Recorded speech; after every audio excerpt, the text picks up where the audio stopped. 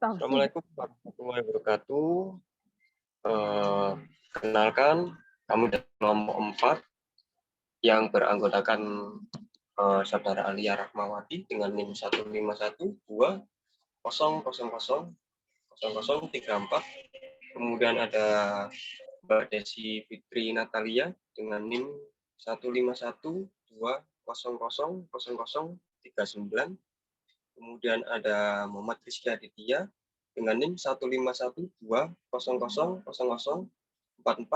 Kemudian ada Mas Reno Karlivan dengan NIM 15120000046.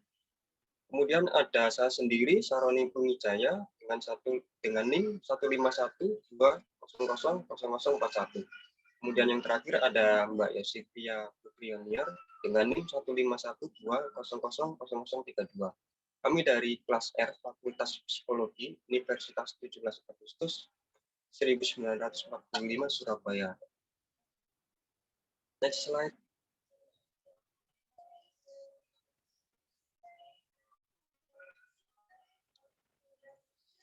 Oke.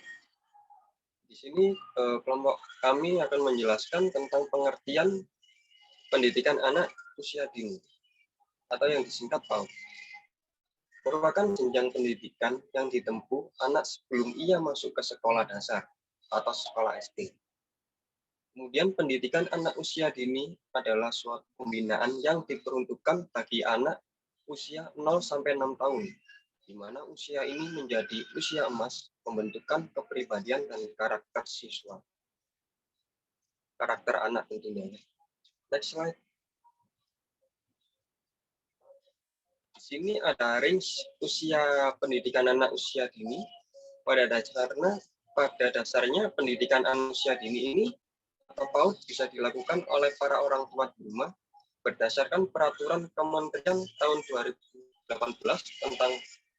tentang pendidikan anak usia dini ya,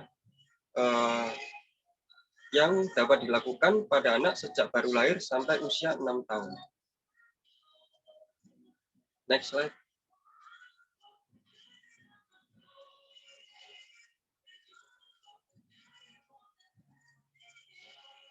Ruang lingkup PAUD.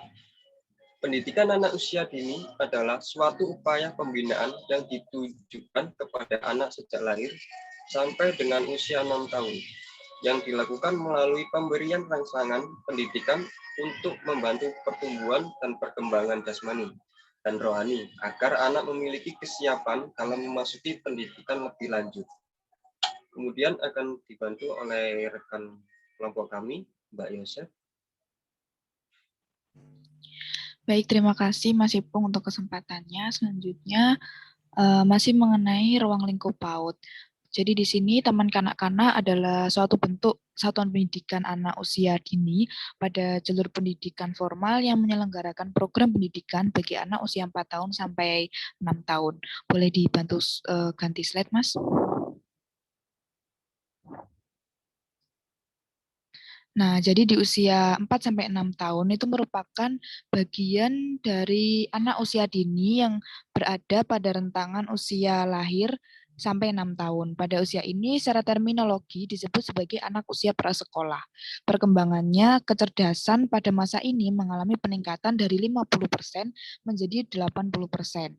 Masa peka adalah masa terjadinya pematangan fungsi-fungsi fisik dan psikis yang siap merespon stimulasi yang diberikan oleh lingkungan. Nah, selain itu, masa ini merupakan masa untuk meletakkan dasar pertama dalam mengembangkan kemampuan fisik, kognitif, bahasa, sosial emosional, konsep diri, disiplin, kemandirian, seni moral, dan nilai-nilai agama sesuai standar kompetensi Taman Kanak-kanak. Dan selanjutnya ada fungsi pendidikan taman kanak-kanak. Di sini yang pertama yaitu mengenalkan peraturan dan menanamkan disiplin pada anak. Yang selanjutnya ada mengenalkan anak dengan dunia sekitar.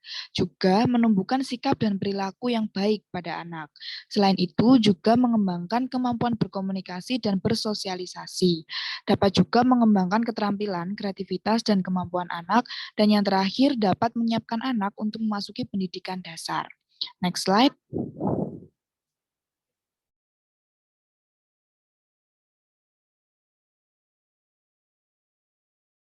Selanjutnya untuk tujuan pendidikan Taman Kanak-kanak akan dijelaskan oleh saudara atau rekan saya yaitu Reynold. Kepada Mas Reynold saya persilahkan. Terima kasih.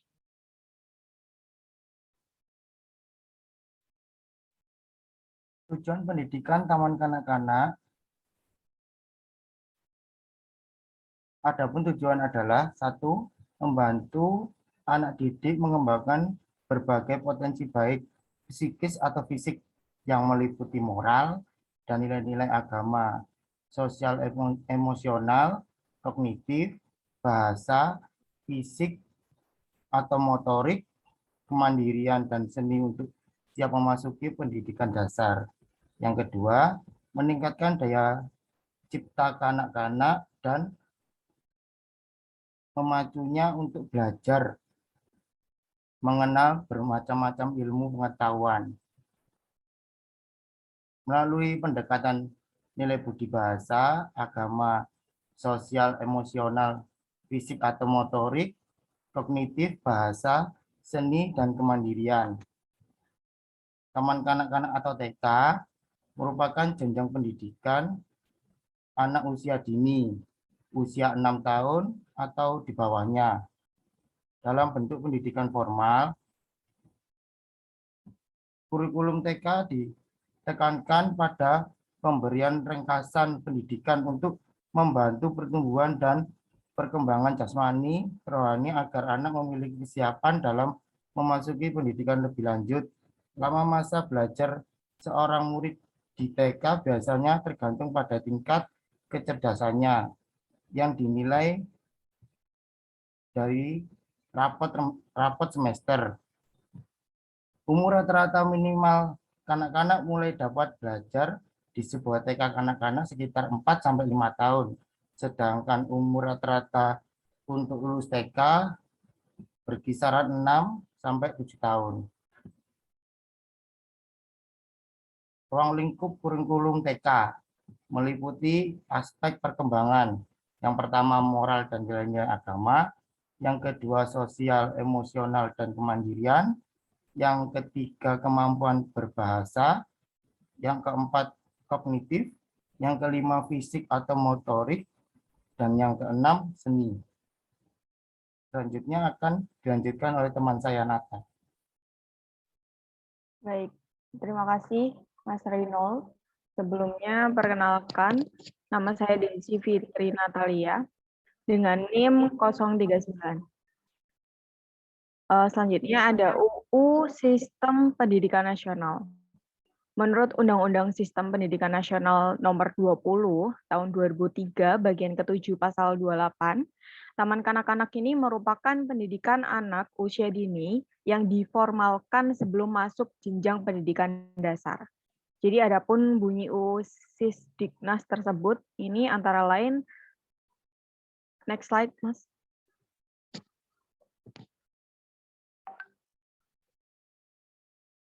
Yang pertama, ini ada pendidikan anak usia dini diselenggarakan sebelum jenjang pendidikan dasar. Lalu yang kedua, pendidikan anak usia dini dapat diselenggarakan melalui jalur pendidikan formal, non-formal, dan atau informal.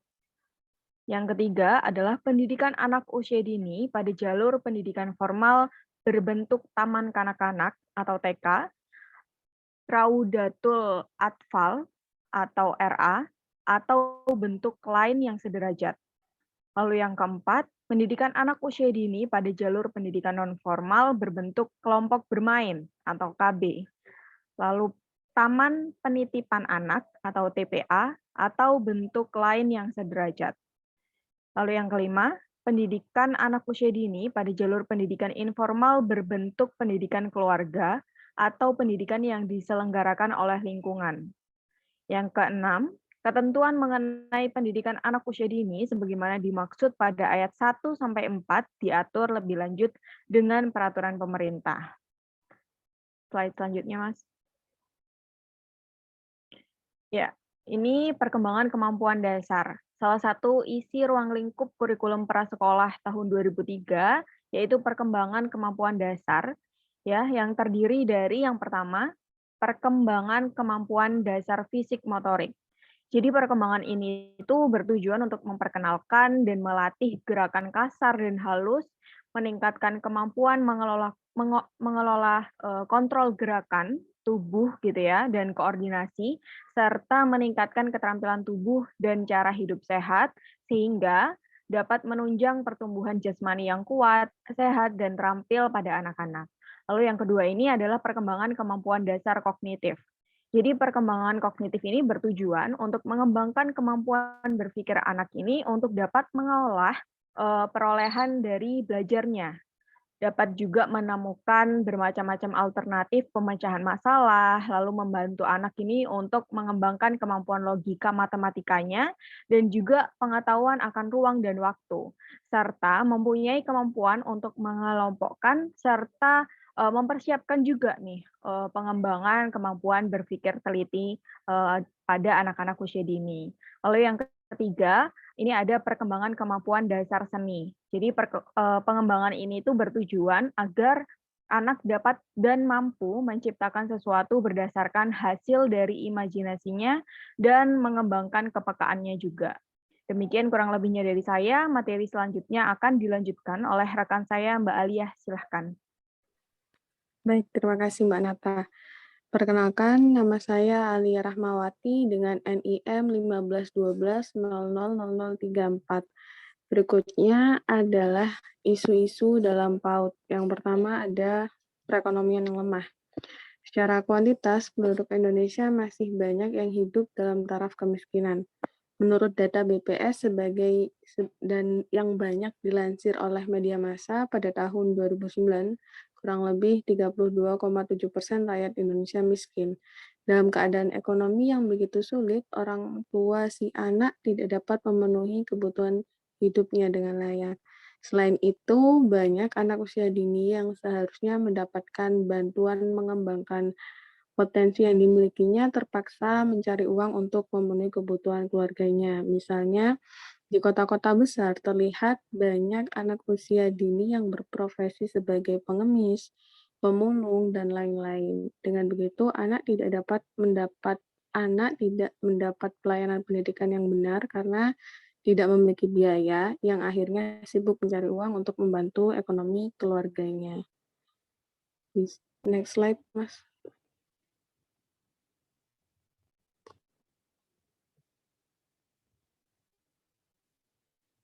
Selain itu, begitu banyak anak usia dini yang tidak dapat minum susu yang sangat dibutuhkan untuk tumbuh kembangnya.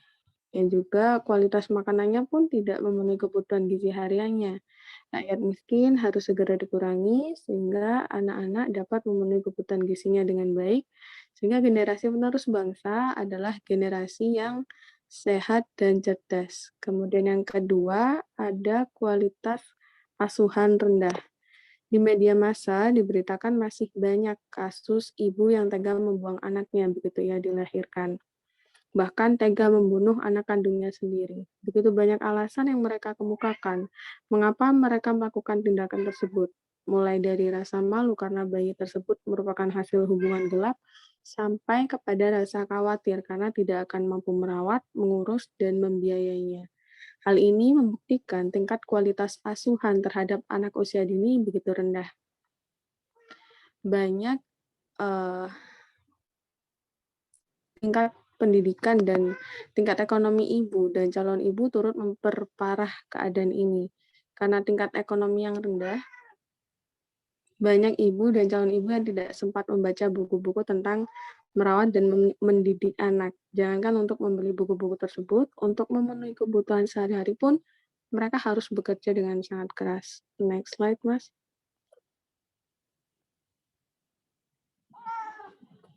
Yang ketiga, ada program intervensi orang tua yang rendah.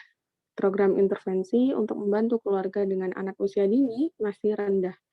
Program pos pelayanan terpadu atau posyandu belum dapat memenuhi kebutuhan mereka.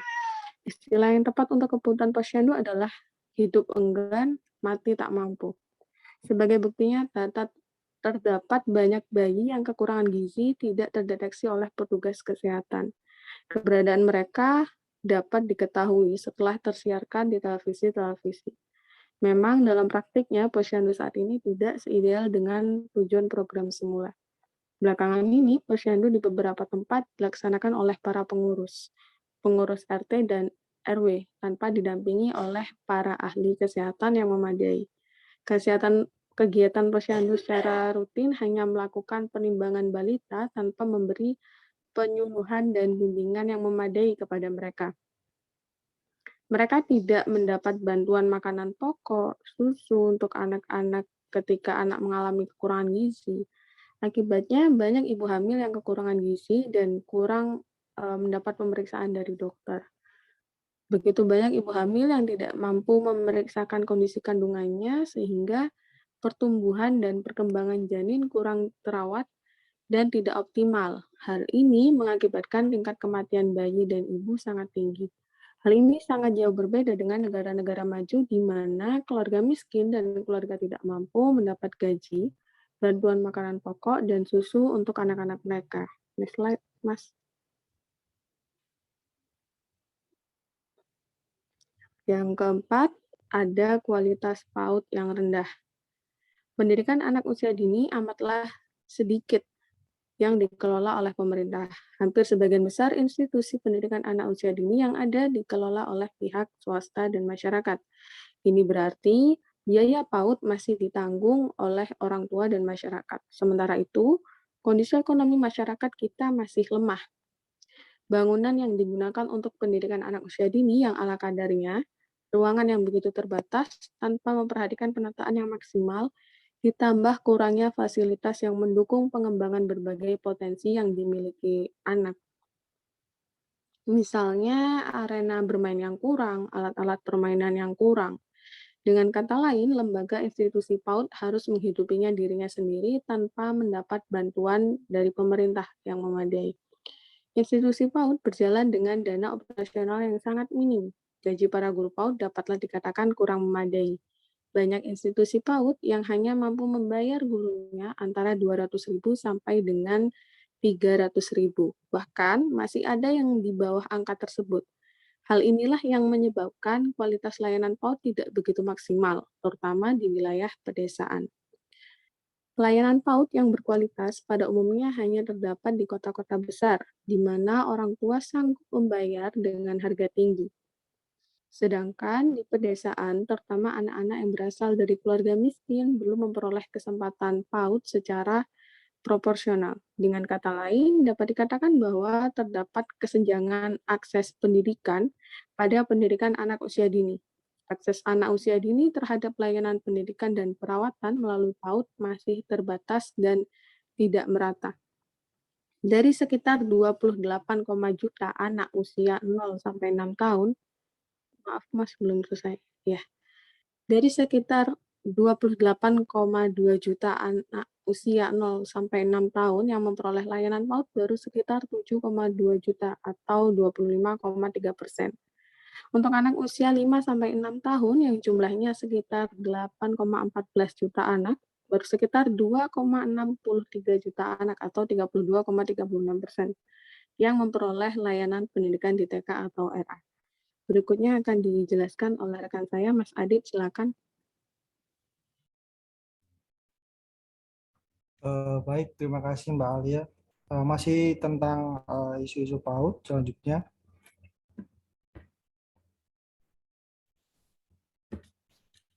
Kuantitas PAUD yang kurang.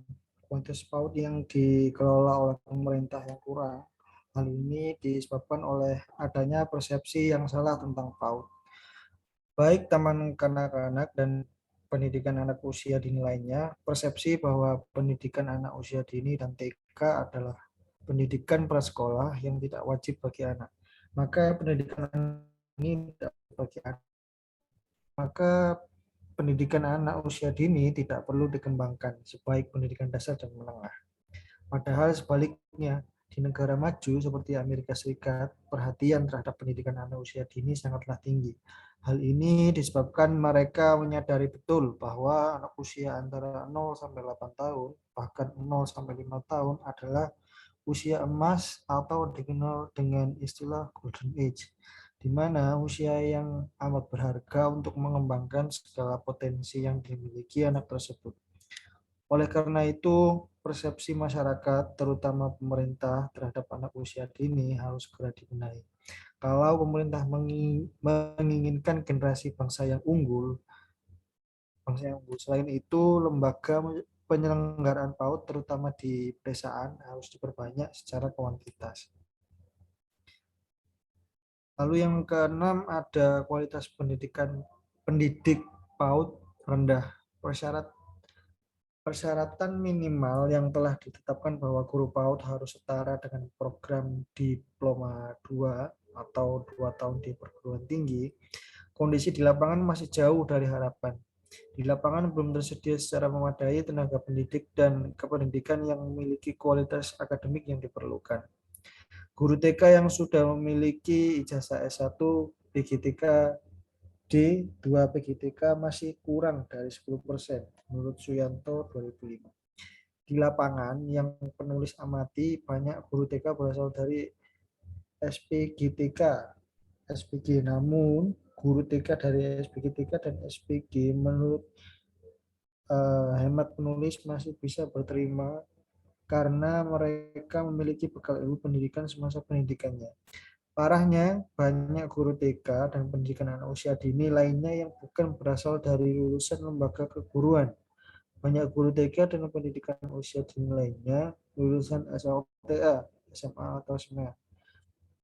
Bahkan tak jarang dari lulusan SLTP atau SMP.